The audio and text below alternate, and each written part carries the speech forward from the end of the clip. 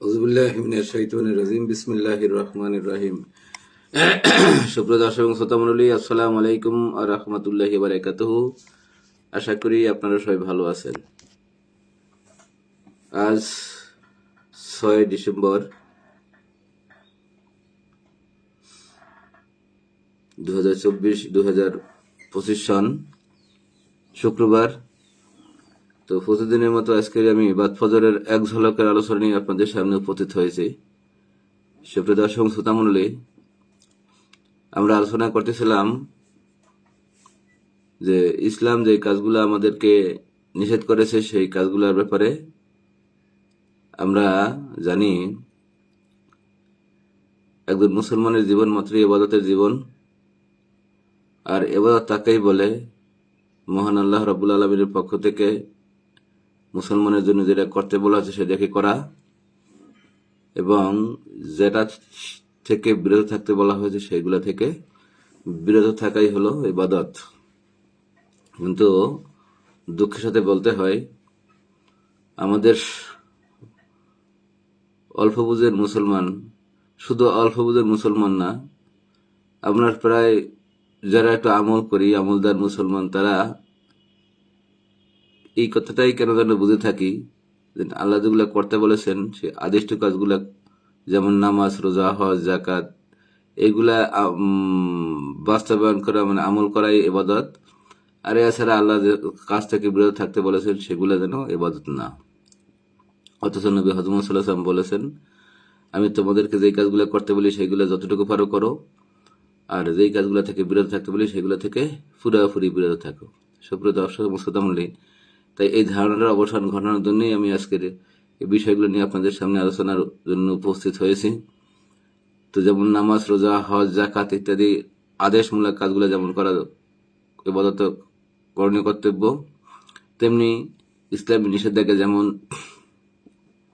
মিথ্যা কথা না বলা, গীবত না করা, অন্যের হক নষ্ট না করা, তারপরে যদি ব্যবসায়ী হয় তাই ব্যবসা পণ্যে ভেজাল না দেওয়া, ব্যবসা পণ্যে বিক্রয় করার সময় মাপে কম না দেওয়া, ওজনে কম না দেওয়া। তো এইগুলা কিন্তু ইবাদত, এগুলা কিন্তু ইবাদত, এইগুলা আল্লাহ নিষেধকৃত কাজ। মিজান অর্থাৎ মাপ, পাল্লা কম করা, কমে দেওয়া, ক্রেতাকে ঠকানো, এগুলা করা যাবে না। একজন ব্যবসায়ী যদি, মুসলমান ব্যবসায়ী যদি হয়, একজন মুসলমান যদি ব্যবসায়ী মানে যদি চাকরিজীবী হয়, তাহলে হে চাকরিজীবী মুসলমান, সে ঘুষ খাবে না। ঘুষ খাওয়া ইসলাম নিষিদ্ধ করেছে। একজন মুসলমান যদি চাকরিজীবী হয়, সে অফিস কাজে ফাঁকি দেবে না। অফিস কাজে ফাঁকি দেওয়া, এটা দুইটা পাপ। একটা পাপ হলো সে সরকারি হোক বেসরকারি হোক, সে কর্তৃপক্ষের সাথে চুক্তি খেলাপ করে, এটা আমানতের খেয়ানত করে, এটা এক ধরনের নিফাকি কাজ।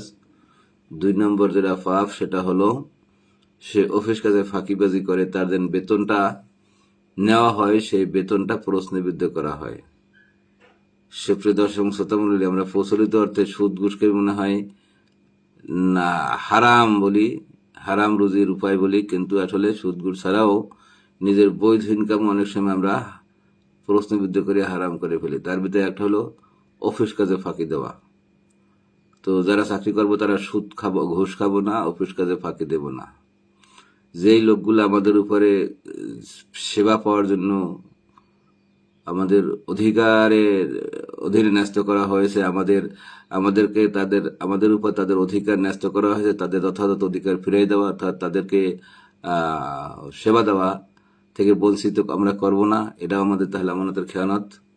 তো এই যে কাজগুলা, আর একটা কথা যেটা বলছি, যে আল্লাহ যারা ব্যবসা করবেন তাদের ক্ষেত্রে কথা, যে আল্লাহ ব্যবসাকে হালাল করেছেন, সুদকে হারাম করেছেন। আমরা যারা ব্যবসা করব, প্রচলিত ও ব্যবসায়ীরা, তারা সুদকে আমরা পরিহার করব।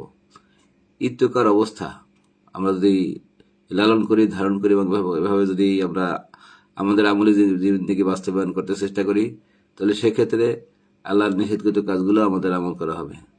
আর একটা কথা যেটা বলেই আমি আজকে আমার আলোচনা শেষ করব, আমাদের জীবন আচরণে শালীনতা রক্ষা করা। এখানে শালীনতা রক্ষা করার ব্যাপারে ইসলাম যথেষ্ট গুরুত্ব দিয়েছে।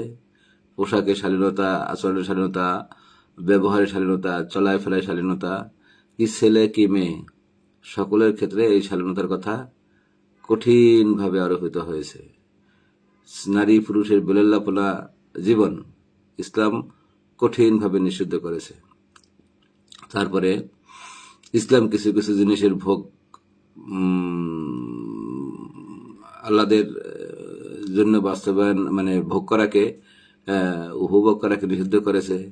যেমন মুসলমানরা মদ পান করবে না, যেই জিনিস পানের বা যেই জিনিস ভক্ষণে বা যেই জিনিস খেলে যদি মুসলমান অথবা কোন মানুষ মস্তিষ্ক বিকৃত হতে পারে, চিন্তা শক্তি কিছুর জন্য বিকৃত হতে পারে, মানুষের বুদ্ধি জ্ঞান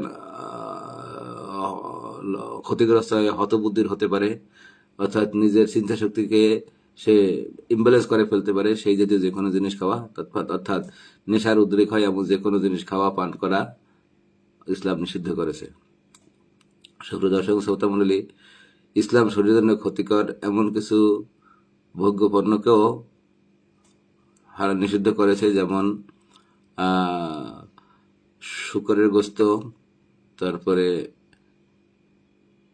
প্রবাহিত রক্ত, তারপরে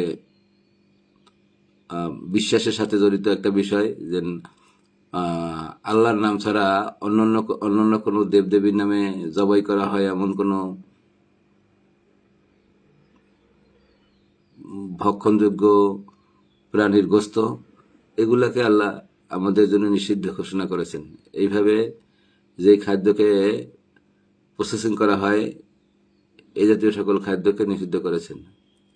সুপ্রিয় দর্শক শ্রোতা মণ্ডলী, তো আমরা আশা করি এই কথাগুলা আমরা আমাদের আমলী জীবনে বাস্তবায়ন করার চেষ্টা করব। শুধুমাত্র সুদ ঘুষেই আমাদের জন্য হারাম এমনটা না। সুদের সাথে ঘুষের সাথে আমরা অন্যকে ঠকাই যেই অর্থ উপার্জন করি, অফিস কাজে ফাঁকি দিয়ে যে অর্থ উপার্জন করি, অন্যকে কেনা বেচার সময় মাপে কম দিয়ে যেই পণ্য ব্যবসা উপার্জন করি, যে অর্থ উপার্জন করি, তারপরে অতিরিক্ত বাজার সিন্ডিকেট করে অতিরিক্ত মুনাফা অর্জন করে মানুষের জীবনকে কষ্ট দিয়ে ওষ্ঠাগত করে যেই উপার্জন আমরা করি সেই উপার্জন আমাদের প্রশ্নবিদ্ধ হবে। এভাবে আমরা যে ক্ষেত্রে ইসলাম এভাবে আমাদেরকে সীমা দিয়ে দিয়েছে যে এই সীমার বাইরে যাওয়া যাবে না, সেসব ক্ষেত্রে আমরা বাহিরে যাব না। এটাই আমাদের মুসলমান হিসাবে করণীয় কর্তব্য, এটা আমাদের জন্য নিষেধাজ্ঞা। আসুন আমরা আদিষ্ট কাজ নামাজ, রোজা, হজ, যাকাত এগুলা আমল করার সাথে সাথে এই নিষেধাজ্ঞার কাজগুলো থেকেও পরে থাকি। আল্লাহ রাব্বুল আলামিন আমাদেরকে তৌফিক দান করুন, আমিন। আসসালামু আলাইকুম ওয়া রাহমাতুল্লাহি ওয়া বারাকাতুহু।